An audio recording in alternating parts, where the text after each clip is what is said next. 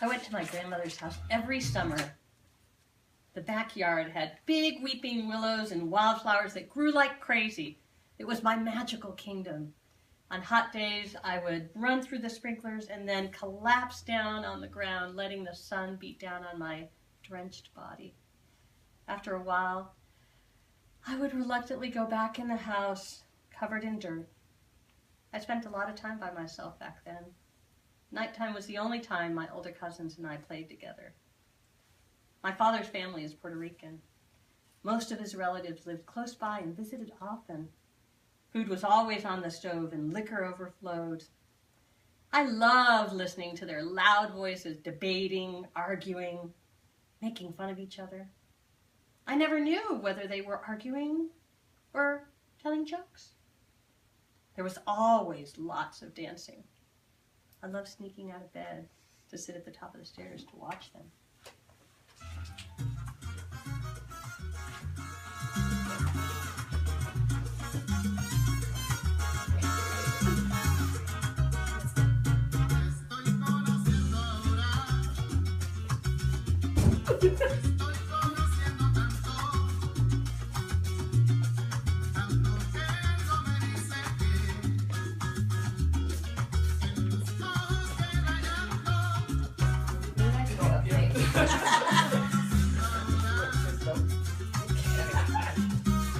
I loved Mikio more than anybody.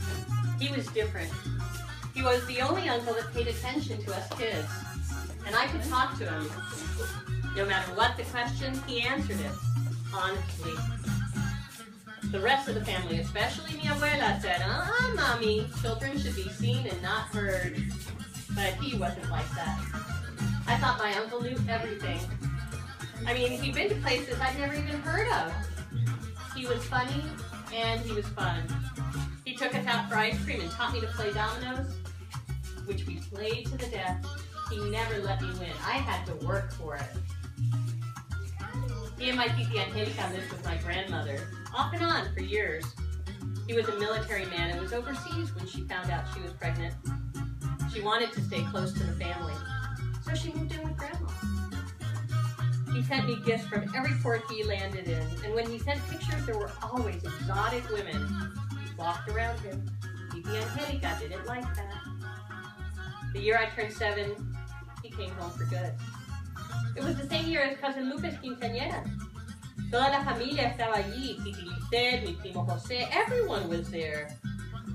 Uncle Tony called me to his room to play dominoes. I raced up the stairs. This time I was gonna win. I could feel it.